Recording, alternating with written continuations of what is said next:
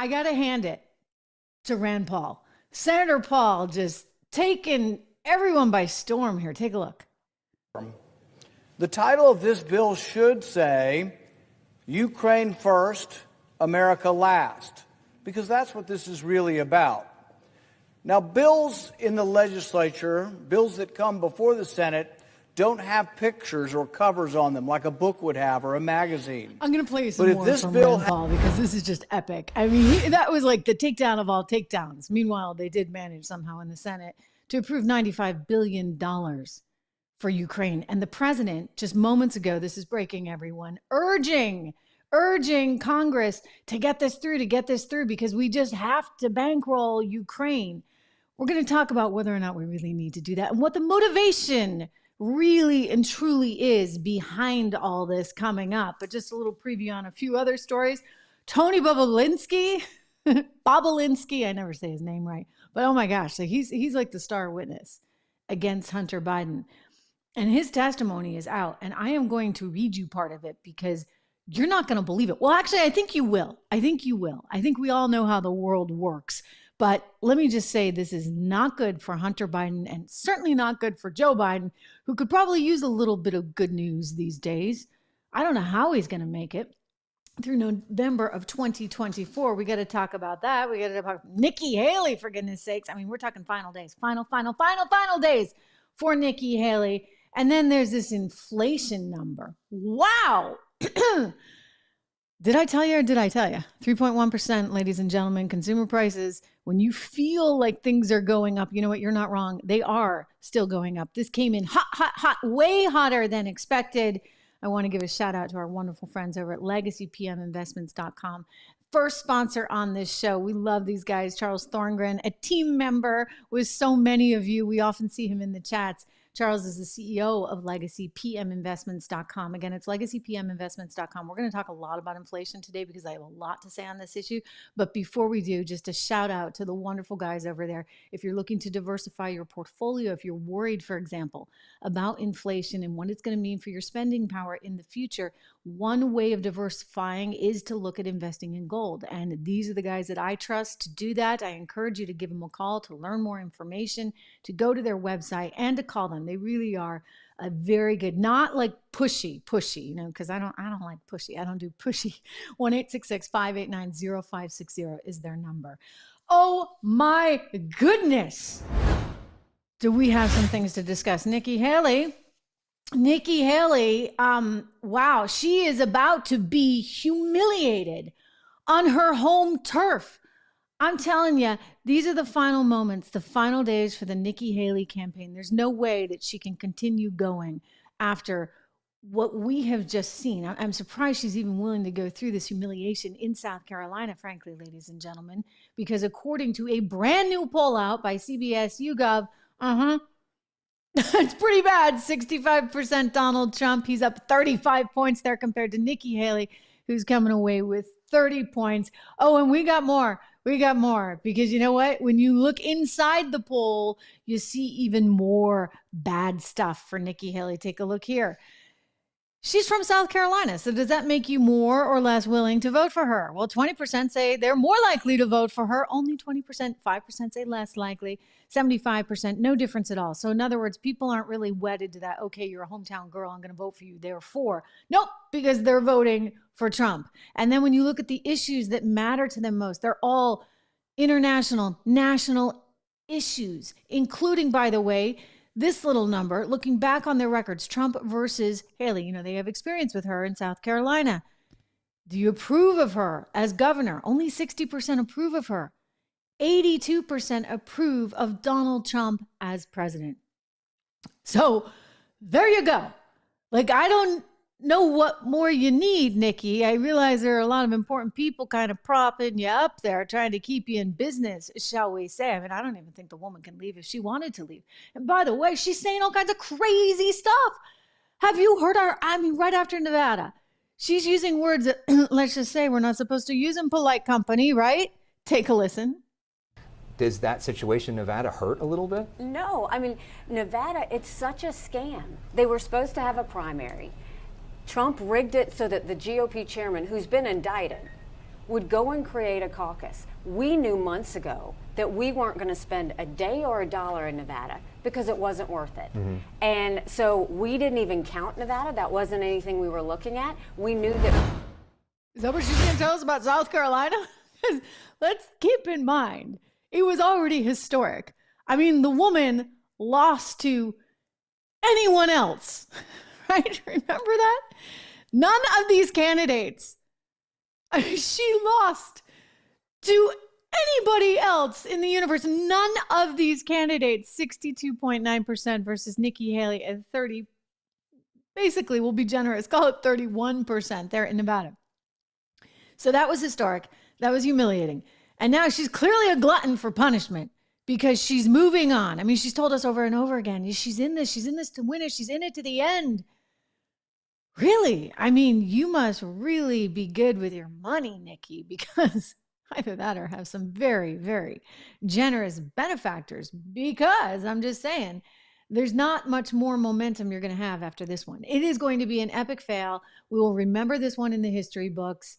I'm not entirely sure why she's still clinging, because let's face it, she's got to go on to do something after, right? I mean, this is her career. She's in politics.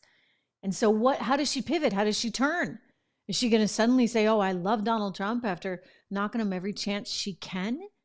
I mean, Drew, I don't know if we have this sound, but she was just out there knocking him on Ukraine, furious. Let's see if Drew has it. I know he's going to play it for you because this is unbelievable.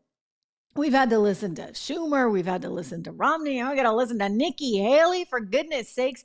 Nikki Haley telling us how bad things are on Ukraine. It's important for Joe Biden and Congress to tell the American people why they should care, to give them the other side. And you don't hear that. The other side is that NATO's been a 75-year success story. We have not had war in the region. And if you look, Russia has never invaded a NATO country. They've invaded Georgia. They've invaded Ukraine. They've invaded Moldova. So we want to make sure that, yes, do we want NATO to pay more? Of course we do. But the last thing we're going to do is side with a thug. Keep in mind, Putin kills his opponents.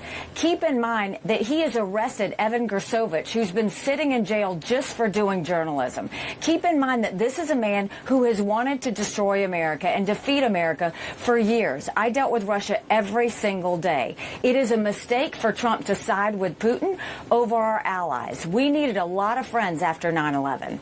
We better remember that. But it takes a friend to get a friend. Ambassador. Wow. Okay, so just to keep a few things in mind, Russia was like our best friend right after 9/11. In fact, the very first phone call from any international world leader that Bush got was from Vladimir Putin. We actually had very good relations in the scheme of things right after 9/11, Nikki Haley. And I would only point out that she doesn't have the entire picture. There is a narrative that is being force-fed to the American public right now that is not entirely accurate. It is not. It's very biased. It's very bad Russia, pro-US, but it doesn't take into account what actually happened when the Soviet Union fell in 1989, November 1989. The wall comes down. And then what happened? There was kind of a vacuum, like nobody knew what to do until they came up with the Dick Cheney. Ha ha! Funny, huh? How this all goes full circle. Dick Cheney, then defense secretary in 1992, he came through in like March of 92 with his plan. He had a grand plan, you see, to confront what he believed would be the threat of the former USSR. So he had to contain the USSR by growing NATO. So it went from 17 countries to 30 today. I'm just saying, like, if you're Russia, you don't think that that's going to be a threat?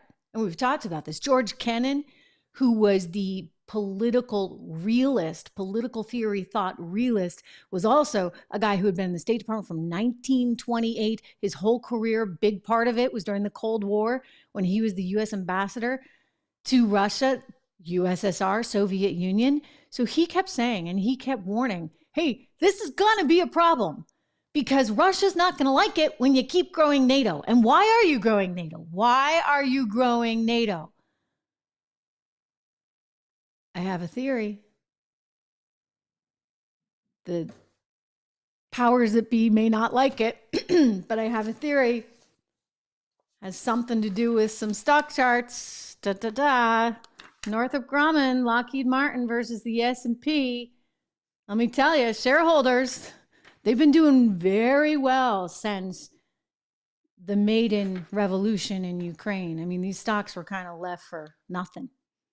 And then all of a sudden they outperform the S&P. I'll save that for you for a little bit later. But Nikki Haley, despite her constant professing to know everything and therefore know all about Ukraine and all about Russia, I'm just saying, I don't think the woman is a student of history. And she certainly hasn't gone back, like yours truly, and looked at her primary sources. They keep trying to tell you over and over again, hey, you know what? The U.S. never, ever, ever promised Russia or led Russia to believe that we were not going to expand NATO. Well, I mean, I'm sorry, but why the heck would Gorbachev have ever done the deal if you thought you were just going to try and expand into the USSR's former Soviet Union's territory? I mean, it wouldn't make any sense, right? So, okay, maybe you didn't have something in writing, but if we go back and we look at the original people behind the deal, including Kennan, who's like the granddaddy of Russian-American relations, I mean, this guy understood it better than any, then what you find is that actually what Putin was recently telling us was kind of true. So Nikki Haley, I'm sorry, sayonara, arrivederci, it's over, okay? Adios, it's over. You can take all the humiliation, I guess, you want. It cracks me up. Politicians, they get really thick skins, right? She's got really thick skin because she's going to have to brace herself on her home territory for a pretty humiliating defeat. But hey, you know, she's got the people that want us to continue fighting these disastrous events all over the world behind her. So we'll see whether she makes it another day. I don't think so. I think this is the end, and I think we're watching it here, ladies and gentlemen, in real time. I have more on Russia coming up. I have more that we got to get to with Tony Bobulinski. But before I do, inflation. I mean, I'll never steer you wrong. 3.1%. I told you it was going to be hot. This is hot, hot, hot, hot, hot. I mean, when you look at inflation, and we can look at it, you know, stripping it out as well for, you know, the core CPI, as they like to call it, because core excludes all food and energy. I mean, just things that you use. I don't know why we necessarily exclude it, but core and overall, they're both showing a very, very bad picture. Now, people look at that graph. If you're watching the show in video form, we're showing a graphic here. This comes to us courtesy of the Wall Street Journal. And you see that inflation, hey, it's come down from where it was earlier when it neared 10%. And this is what Joe Biden keeps touting. But it's no good because you know what? You got to think of this as cumulative. If you're up 2% year over year, and we're actually up a lot more than that, but if you're up 2% year over year, and then the next month you're up another 2% year over year, and then you're up 3% year over year, even if you go down to just being up 1.5% year over year, you're still, you see, like climbing the steps higher. You're going higher and higher and higher on inflation.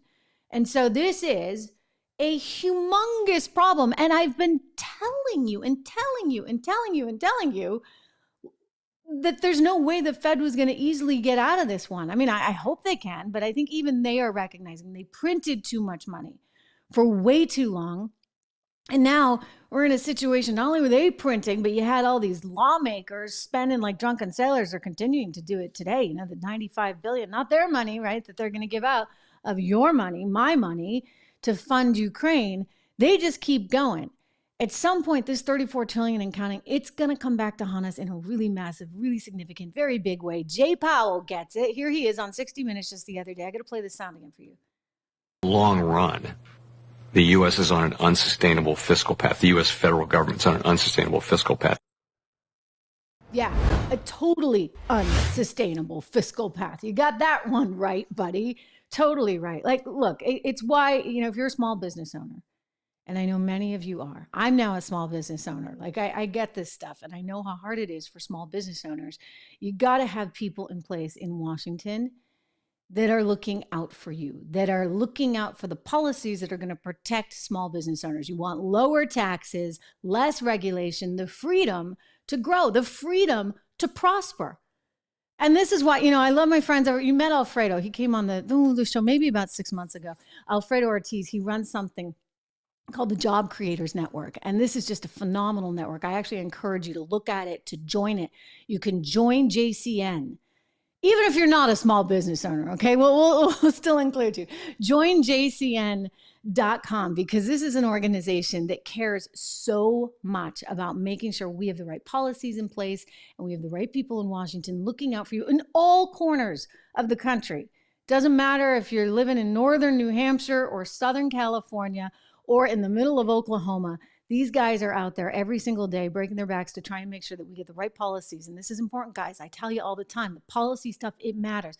We need the right policies in place to protect our economy and to protect our future. So that's what they're doing. A little shout out to them as we talk about inflation. Join JCN.com. That's where you need to go. Join JCN, Job Creators Network. It's right there on the screen. The other thing that I would tell you about as far as inflation goes is that the elites of the world, they don't seem to get it. They just don't. They tell us over and over and over again on shows like Morning Joe and other state media. I don't even think I can call them mainstream media organizations anymore. Like these state media places, they're like, oh, but there is no inflation and everything's fine. I mean, how many times we have to have the ladies on The View say things are great. He's done a wonderful job with the economy. No, he hasn't done a wonderful job on the economy. Bill Maher, who often I like, but also lives in his la-la land where he's not, out shopping for normal stuff like a normal person. He started talking about inflation the other day on his program, and he got totally checked by his guest. Like, she just destroys him because he has no clue what's really going on in the world. Take a look at this. But isn't it amazing to you? Like, it was in the paper today about this country came out of the pandemic way better. We won the pandemic economically. I mean, America. God, I don't feel that way. Explain it to me. I feel like inflation's insane. Inflation is not insane. Bill, go buy a car. There's numbers. Oh, I understand things, but it has tripled here. Look, I get that people buy some eggs. Explain it to me. I'm not an economist, there's feelings, and then there's the numbers. Okay, what are the numbers? The numbers have come down a lot in the last 6 months. Okay. Of course, it was inevitable when we gave out $6 trillion so that everybody could hide under the bed from the forever flu. That was never going to end well. It was taken by the richest people ever and didn't get where it needed to go. A lot of it was stolen. It was. We agree on that too. It was like, was there some response needed? Of course, you don't want the hospitals overrun, but it was just a massive overreaction, and that did cause some of the inflation. Okay, and he wants us to believe that it's coming down. It did go way, way up under Joe Biden, and then it came down, but it's still higher, Bill. And even if that's not enough for you, let me share with you this little number. This is my favorite chart. Those of you that are part of the Trish Regan team, you know this chart, the Reganites out there. We thank Yahoo Finance for this because I was cranking out the numbers myself. Trying to put them into a spreadsheet. And finally, I just thought, okay, well, this is easier. Biden versus Trump on income. Take a look at Donald Trump. Take a look at Joe Biden. This is income adjusted for inflation. You get it? You can't look at any of these numbers unless you look at income adjusted for inflation. So don't sit there and tell me, inflation's kind of coming down and people are making more money and look at this, that, and the other. No. I want to know income adjusted for inflation. And this tells you everything you need to know. So Bill Maher, maybe you don't feel it, but everyday Americans, they feel it. And they're noticing it. Your guest, for goodness sakes, is like, for goodness sakes, go buy some freaking eggs and find out when you buy those eggs just how bad it is. Of course, the powers that be, the elites of the world, they would just say, don't buy the eggs. The Wall Street Journal out with a headline in February of last year, to save money, maybe you should skip breakfast. I know America struggles with its weight problems and this, that, and the other, but that's a little much, right? To save money, just skip breakfast because eggs are too darn expensive. It's kind of like John Kerry telling us we should just all eat bugs to save the environment, right? It's really gotten to be too much. And I got to say, we got to stand up to this. We got to collectively stand up to this. We need policies in place that actually help everyday Americans. I mean, think about how much more you're spending at the gas tank right now. Think about how much more you're spending to heat your house. Well, they think that you can just skip breakfast, therefore you don't have the pain of the higher cost eggs, and you can just go out and buy an EV, an electric vehicle. I mean, Jennifer Granholm was quite famous for saying that. Well, everybody can just go buy an EV, as though money just grows on trees. I mean, maybe it does grow on trees, considering that the Federal Reserve has printed so much. But realistically speaking, there are no policy solutions from this administration that will actually reduce your costs and make it so that you can enjoy a better livelihood without struggling with inflation thanks to higher gas prices or higher food prices. And so this is why I love what Americans for Prosperity are, what these guys are doing, because they care too. This is another group that I got to say is very dear to my heart, because this is important stuff. The policy dork that I am, I care. And I'm sick of all these politicians trying to put in place policies that frankly help them get elected, but don't actually do anything for everyday people. So it's americansforprosperity.org. I encourage you to go check them out. americansforprosperity.org, AFP. They're fighting the good fight, I'm telling you guys, against people that want to jack up prices for everyone, for everyday Americans. Turning to another big story, and that would be Tony Bobulinski. Okay, Tony Bobulinski, he's the guy. Remember, he was the one that said, you know, you got to set aside money for the big guy. And the big guy was Joe Biden. Bobulinski testified before Congress today, and boy, oh boy, there's some doozies in there. Well, this is actually, you're looking at a graphic right now from the Oversight House Committee that talks about another big deal, which is what Rob Walker is alleging. And that has to do with, gosh almighty, some $3 million that went from CEFC, that's the Chinese energy company, to Hunter Biden, all around the same time that Joe Biden attended a CEFC meeting at the Four Seasons in Washington, D.C. They had the chairman, Yi Jinping, allegedly there, as well as other CEFC officials. CEFC was a natural gas company, traditional energy. By the way, it's okay for the Chinese, it's okay for the Romanians, it's okay for Ukraine. It's just not okay for us to have traditional energy. Think about that. Think about that for a second. So all this money is going back and forth.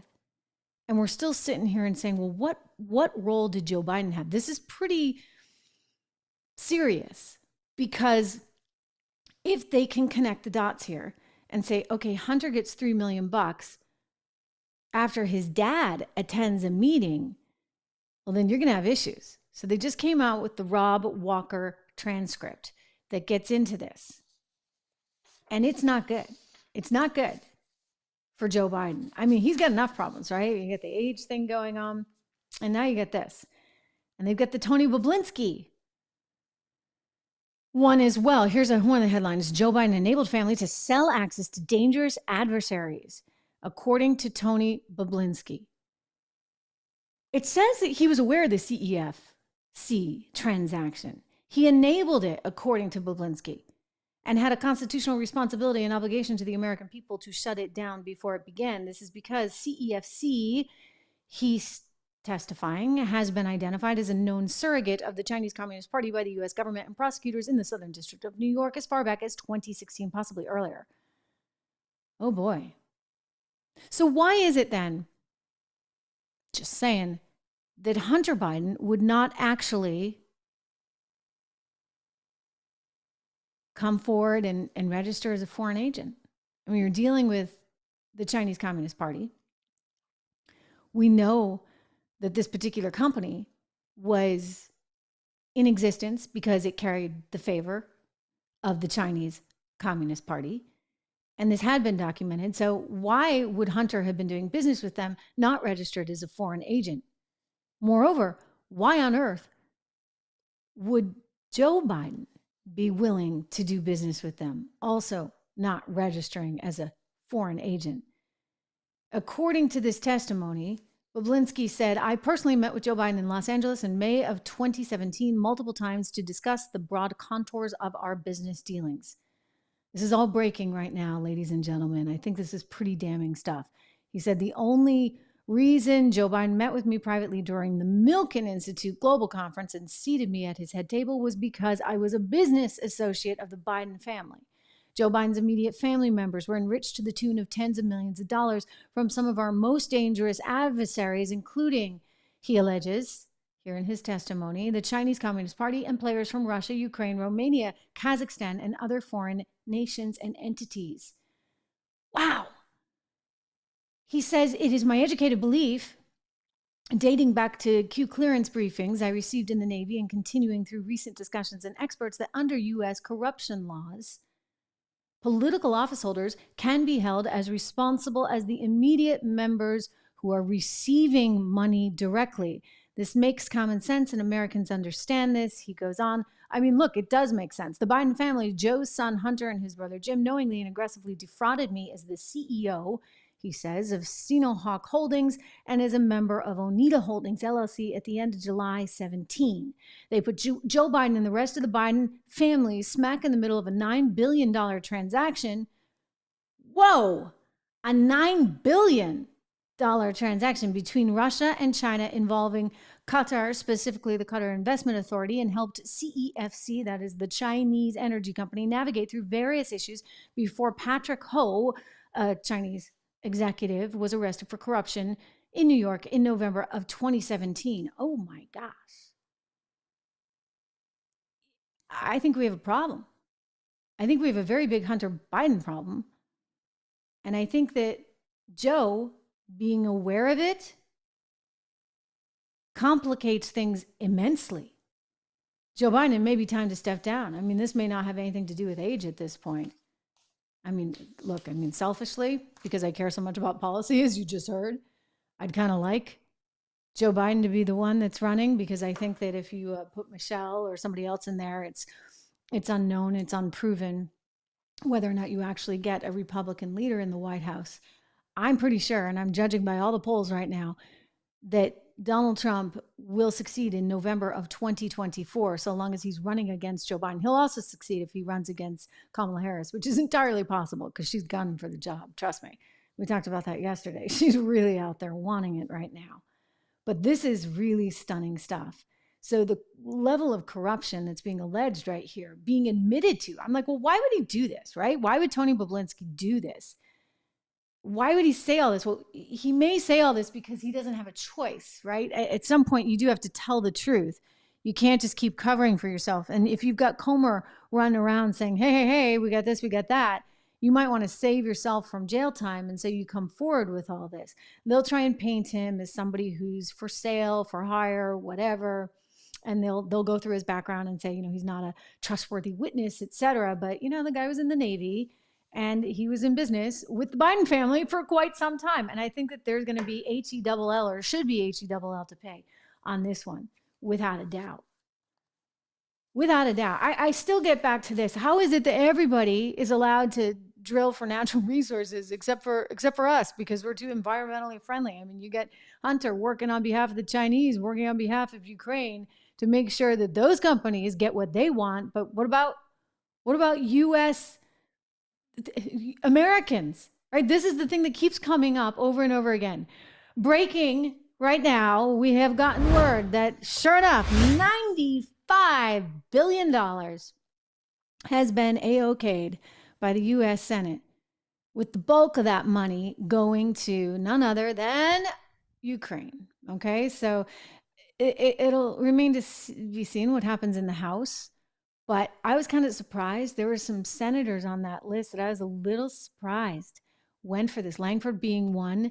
Marsha Blackburn, the senator from Tennessee, was not one. I want to point that out, nor was J.D. Vance. J.D. Vance is very concerned that this particular bill has in it a clause that would basically make it really difficult for Donald Trump to unwind anything should he become president. If he wants to say stop the funding to Ukraine, it would be really difficult for him to do so. So he had been urging his colleagues as recently as yesterday afternoon to not sign this, but they did. They signed it. And so here we are, $95 billion that the Senate has earmarked, most of which would go to Ukraine. I want to hear Rand Paul on this very issue.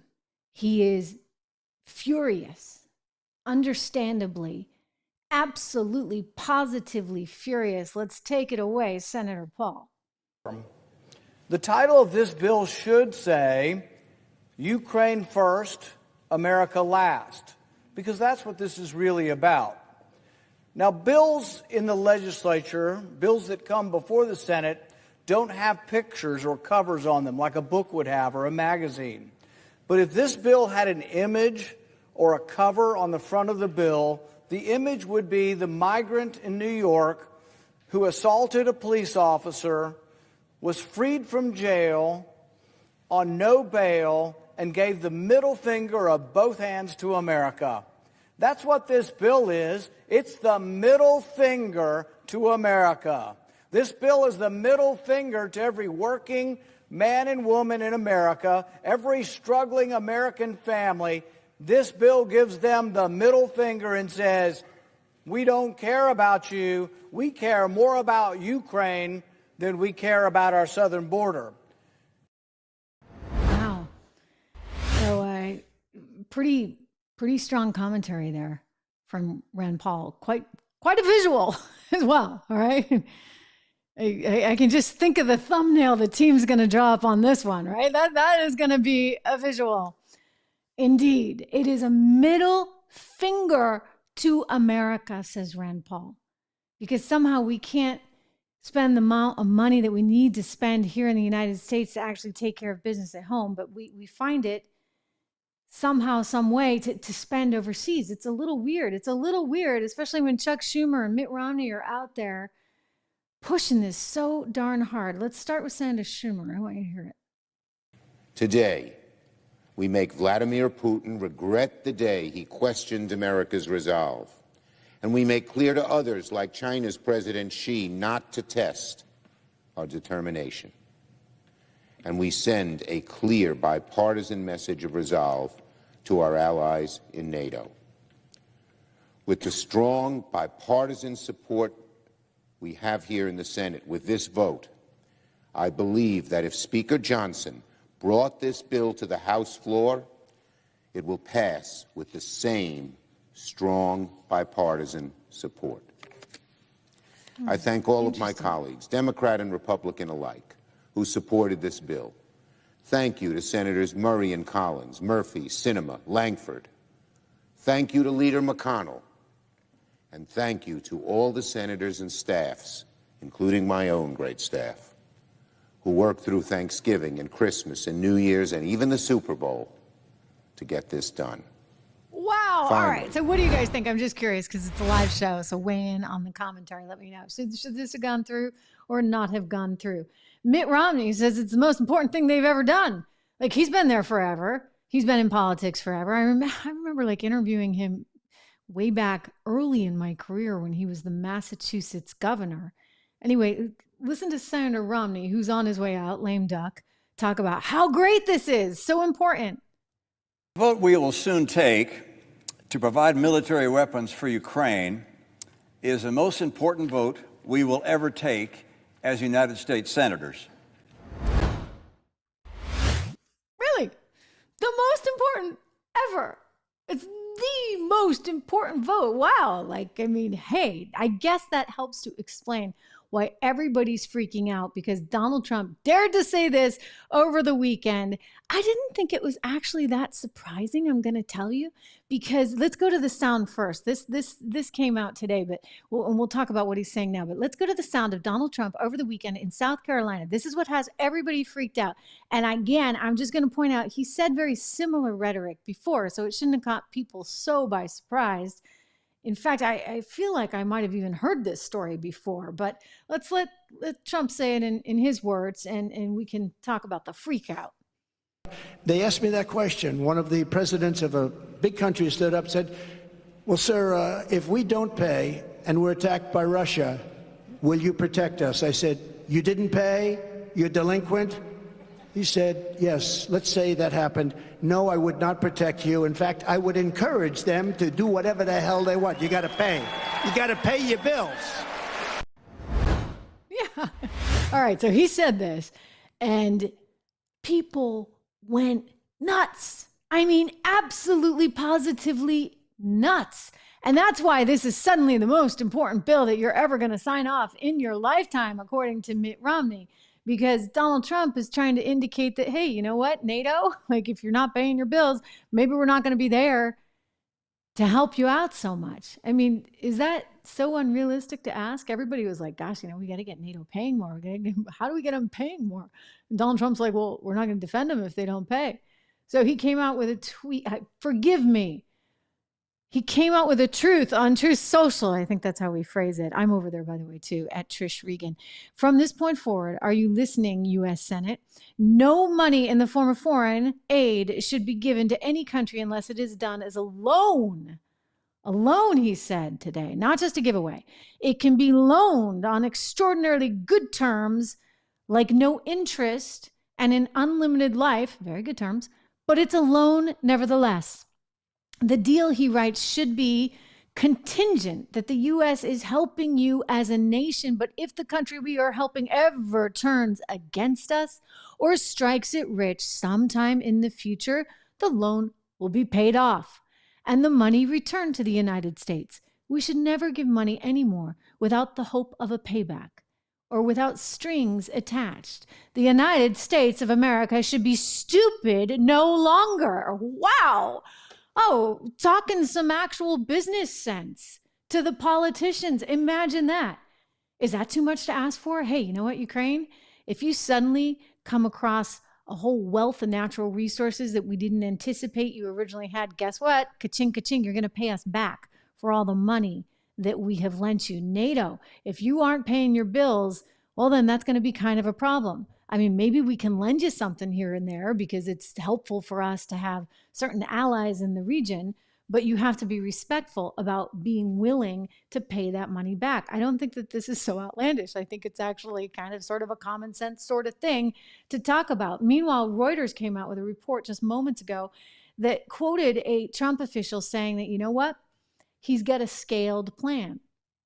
So you could have certain NATO members that get fewer or greater benefits from the U.S. military in a tiered system.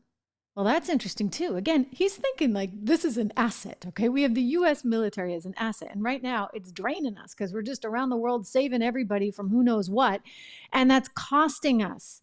It's costing us a ton of money. So how do we actually think about that $34 trillion and counting and pay our bills? Maybe we actually need to think about these military relationships we have globally and how we can best benefit ourselves while simultaneously benefiting our hegemonic power on the international scale. Innovative, interesting. I think it's a new chapter in this conversation that has been so one-sided. It's like Ukraine or the highway. Now, I'm a patriot. I want America to win. You get yourself involved in these things. You should, I hope, come out ahead. But let's not forget what's really going on here. These are lives. These are human lives that have been lost. And I think one day we'll look back at this and say, well, why? You think about George Kennan, who was the former ambassador to the Soviet Union, like during the height of the Cold War, and some of the things that he has said. I warned you, I'm a wonk. I'm very dorky this way. I go back and I read all the primary sources from the time, and I've gone back and read a lot of his papers, including one in the New York Times from 1997. And he said something of the highest importance is at stake here. He was very worried in the fall of the Soviet Union that we were expanding NATO way too fast and in ways that would make Russia super reluctant and super scared, which indeed is exactly where we are today. And perhaps it is not too late to advance a view that I believe is not only mine alone, but is shared by a number of others with extensive and in most instances more recent experiences in Russian matters. The view bluntly stated is that expanding NATO would be the most fateful error of American policy in the entire post-Cold War era. This is the guy who was the ambassador to the Soviet Union during the height of the Cold War.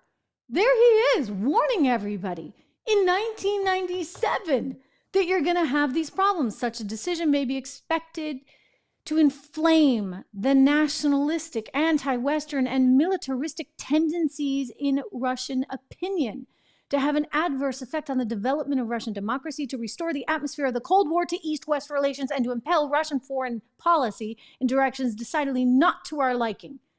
Okay, there you go. This is exactly what has happened. You go from 17 NATO countries to 30. Why? Oh, could it have anything to do with, as soon as the Cold War was over, these defense companies are sitting around like twiddling their thumbs? Well, gosh, what do we do now, right? Like, who are we going to fight? Who are we going to make all this equipment for to go on and fight? Just saying. It's an interesting thought, because the guy who was trying to negotiate for actual peace, and I think earnestly meant it, was warning them not to do exactly what they did. And it goes back to Cheney, it goes back to Clinton, and it goes back to everything we're seeing right now. I mean, no wonder Liz Cheney hates Trump so much. Her father's entire legacy is kind of on the line. You look at the stock charts of these defense companies, and it's amazing how much they have soared since Ukraine became an issue. If you go back to 2014, Maiden Revolution was in 2014, February. I remember I was a correspondent at CBS News. I covered it. So these Lockheed Martins of the world, they were doing nothing. Like they were just being left for dead, these stocks. Nobody was investing in them because you didn't have enough conflict going on, right? Like we just didn't. And then all of a sudden, Maiden Revolution happens, and they've been on a tear ever since. These stock prices have actually outperformed the S&P 500, which has a whole lot of tech companies in it. So that's saying something. I'm not trying to make accusations. I'm just trying to help you understand the other side of this. And that, maybe there's some there. When Vladimir Putin says, gee, we thought that you guys weren't going to just encroach on our border like this, and we say, oh, that was never the deal. Let's go back and look at what actually happened at the time, instead of just taking whatever the search results are on the internet, okay? And then you can actually try and drill down and figure out what's really going on. And why is it this way? I mean, why is it? It's a good question. Why is it this way? I think Donald Trump's got a decent solution. That's if he can stay out of jail, if he can actually get to the Oval Office. I mean, they got 4 cases against him right now, all kind of bubbling up this week. The biggie that we're watching right now is going to be Fannie down in Atlanta, Georgia. Fannie Willis. Fannie may be finito. I couldn't resist. Had to say that. Finito. Because, she had allegedly some indiscretions of her own, and it came to light because the guy who was the Trump prosecutor working for her, she's, the AG down there in Fulton County. Well, or forgive me, the DA. So she's got him kind of lined up, right? And they had some kind of romantic whatever. I don't even know what to say. I'm like, what? Lisa Page and Peter Strzok, and then Fannie and her guy. Somehow, some way, like when you go after Trump, romance just blossoms. It's all that hatred of the Donald Trump man, who he is, and MAGA, and et cetera, that somehow gets their juices going. I don't know. But anyways, she allegedly had this indiscretion with this guy, And as he went and filed for divorce, or his wife filed for divorce, he was brought forward, and it came out that he was working for Fannie and that they may have spent money going out when really it should have been money that was being spent on the case, etc. We'll find out on Thursday, but what's sort of funny about this entire thing is that Donald Trump wants to find out too, and he's going down to the courtroom there in Atlanta. So this is the woman that made sure he got the mugshot, right? The mugshot, the shot heard around the world, that mugshot out of Fulton County, Georgia. She's the one that insisted on it. She's also the one who somehow, basically before this indictment was even handed down, had it released to the press. She's blaming her assistant, but it all sounds really fishy if you ask me. I think she knew which way this one was going. Anyway, he's going down to Georgia for the hearing on the misconduct allegations against the prosecutors. It's actually pretty serious because Fani Willis could wind up getting disbarred over this. And it begs the question, well, what then happens with the Georgia case? I mean, what happens with any of these cases? You look at the Supreme Court. I mean, this is insane that Colorado is trying to keep him off the ballot. I think this one's going to come back unanimous. Even all the lefties on the court are like, okay, this is pushing it just a little bit too far. And so Donald Trump, ultimately, when push comes to shove, is going to look all the more tested for having been put through the ringer of our legal system all the way up to the Supreme Court, which thereby does what? Oh, it helps him with voters even more, including the independents in the middle. Every single poll we see, all except for one, the Quinnipiac, which I do tell you, you got to, take it to heart and be thoughtful about how he closes that bridge. I don't like seeing any, it's the policy that matters. So I don't like seeing any poll that suggests that this could be troublesome. This poll right now that we're looking at on the screen is actually where we are this week. And well, let's just say, it's been a bad one for Joe Biden because he's the blue line. Donald Trump is the red line. And the blue line has big giant spread between it and the red line. And I think that spread's going to go more. As much as these legal things keep coming forward, he keeps emerging stronger. You're probably going to have a unanimous Supreme Court saying, Colorado, you are way out over your skis. And people are going to like him even more.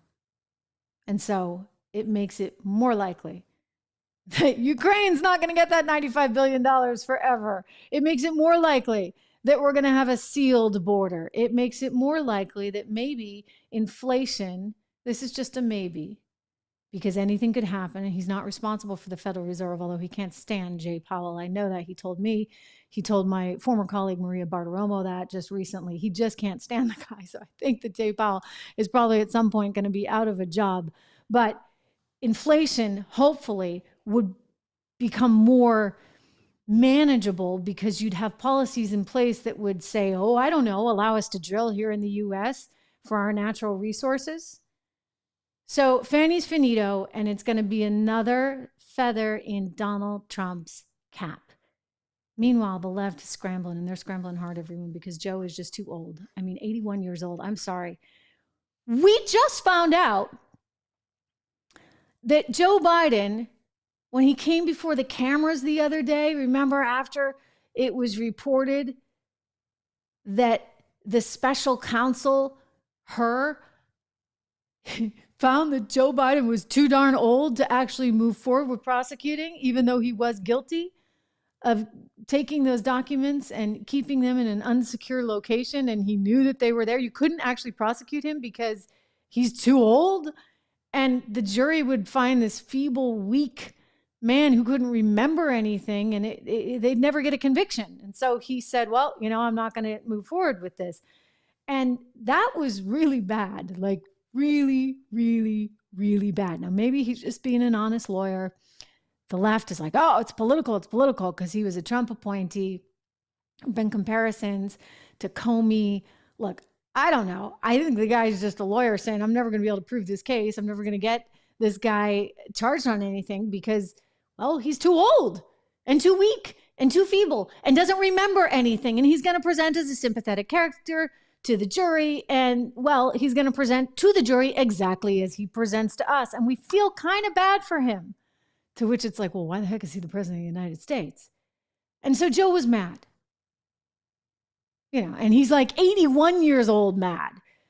He's also, and I'm not a doctor, so I want to be thoughtful about how I explain this, but I have known people that have had dementia that I've been very close to in my life, and I know what happens. So I've seen it before up close, and I feel very bad if that's the case. And I'm not saying it's a case. I am not in any way, but I do see symptoms of sort of his decline, whatever that may be. And part of that decline as you get older is you have very little patience and you want things your way.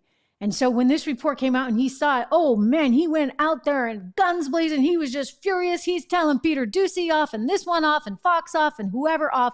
Let's take a look at Joe Biden in that press conference.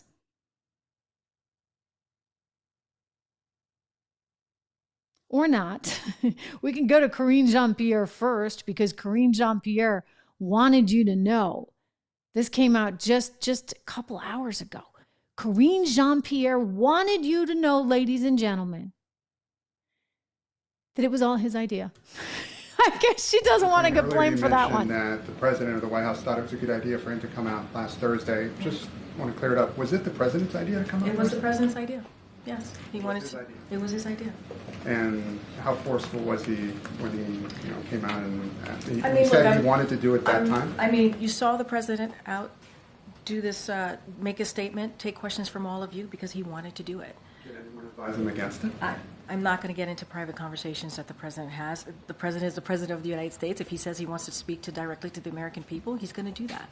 And following up on something that... And we can't help him. In other words, not my fault, not my fault. I mean, I'm the press person, but I didn't advise him to do that. That was all his brilliant idea. Do we have it? Maybe not. Anyway, he and his brilliant ideas, he just started getting really nasty with reporters. He was angry with the Fox reporter, with some other reporters, and he was having at it. He's like, I am fine. I'm fine. The problem with coming out like that and saying you're fine, I mean, you're damned if you do, you're damned if you don't. It doesn't change the fact that Her wrote in that report that he's so old and he's so weak and he doesn't remember anything, and people will just see him as that, as kind of a sympathetic old guy character. There you go. Anyway, I want to turn to some of the poll results. Thank you guys for being here. You know, this is a special opportunity where we have to get to know one another, to kind of join so many of you are on the Reganite team. And I do like to go and see some of your commentary because I think it's really just a neat new medium.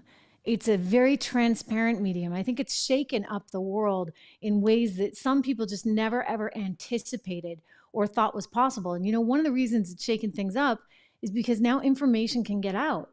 In the old days, you know, you had networks. I've worked for almost all of them.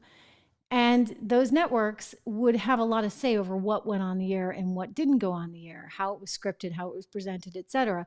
And all of those networks had ins, shall we say, with government. And so it was very tightly scripted, tightly wound. There was a narrative that you were expected to adapt. And what's unfortunate is that the places where you really wanted free speech in journalism itself, you just didn't get it. You just didn't get it because you couldn't get it, right? And I think that those days, thank goodness, are really starting to end. And we're starting to get fair representation of information. Or if it's not fair, at least it's unique and you're hearing different viewpoints. In other words, when Tucker Carlson went and interviewed Putin, forgive me, one of you guys made this point the other day. I keep saying Putin, and it's my darn New Hampshire accent coming out for sure, because you ought to hear me say mitten. We have a snow day in the Northeast today, and I'm like, kids, don't forget your mittens. Mitten. Anyway, it's mitten, and it's Putin, and I will work on that because we are going to hear a lot of Putin's name in the foreseeable future. So you can say, I knew her when she couldn't even pronounce this correctly. Anyway, so yes, that's kitten. Kitten's another one. So it's just one of my things. Anyway, David, you're right. You get immediate feedback, and I think it's really interesting. And I think it's very dignified, and we're a great group here, and we can have these actual fair conversations which need to be had. And the fact that they're not having them in mainstream media is really disturbing. And so that people say, well, what's going on in the world right now? Why is there all this pushback? The pushback is coming because people are actually getting at the truth.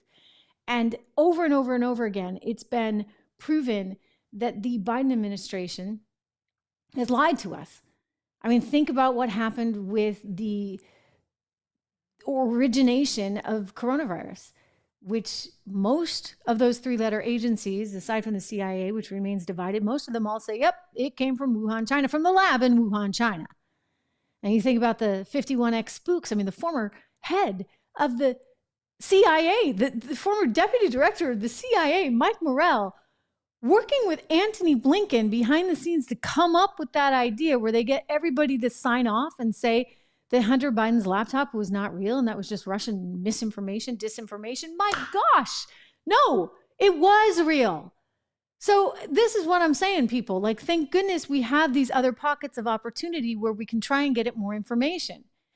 And I'm telling you, we're actually going to do a big show on this on Friday because I've been doing a lot of heavy research. I was a student at Columbia University, took a lot of international affairs classes where actually I read a lot of George Kennan's writings. Again, Kennan being sort of the granddaddy of the Russia-U.S. relationship and had been the ambassador to Russia in the Cold War. So I'm like, wait a second, I'm pretty sure that we had some kind of understanding that we weren't going to just go big, big, big, big, big on NATO. And yet when you do a Google search, you find out that, apparently that's just, misinformation. And I'm like, wait, because, I was a student and studied all this. And I'm pretty sure if I go back in time, I remember in 1998 reading this, that, and the other. And sure enough, I was right. Like, why ever doubt yourself? So that's not what Harvard has a whole thing on why it's misinformation to say that we ever had a deal with Russia. And what else did I find? I mean, there's a whole, Brookings Institute has a whole thing. Oh, it's misinformation. But no, it's not. Because 1997, George Kennan, a fateful error, was warning, ladies and gentlemen, about exactly the stuff I'm talking about. He said that the expansion of NATO would be a problem. We've gone from 17 countries to 30. And he's effectively, here's my translation because he's much nicer than I am. You'd have to be a moron with no understanding of Russian history to not get that they would be upset if you decided to keep expanding NATO. So I ask, why did we do it? Why did we do it? Mike O'Donnell say snow day chowder. No, I should have thought ahead because you know what? The grocery stores and everything, it's closed, Mike. I can't go and get my fish for my fish chowder. That's how you know I'm really a New Englander. It's not just clam chowder. It's fish chowder, okay? Those are my roots coming out. Wonderful seacoast of New Hampshire. Anyway, just 13 miles of coast, in New Hampshire. We're very proud of that. 13 miles, and we get the mountains too, and the lakes, you name it. Really great state. But the best part is the slogan, live free or die. And the other best part is 0% income tax and 0% sales tax. Somehow New Hampshire still manages to get it all done and budget a ballot. And balance a budget. You know what? We should all take lessons from them, I think. Anyway, good to see you guys. It's really wonderful. In Texas, you want a Coke, which kind? We have Pepsi, Sprite, etc. LOL, writes Leslie. Yes, and if you go to the Midwest, it's a pop, right? And we say soda on the East Coast. Listen, go enjoy some chowder, David. Thank you guys for being here. We're going to talk again tomorrow. This is big stuff, amazing stuff. Love having you here. Talk tomorrow.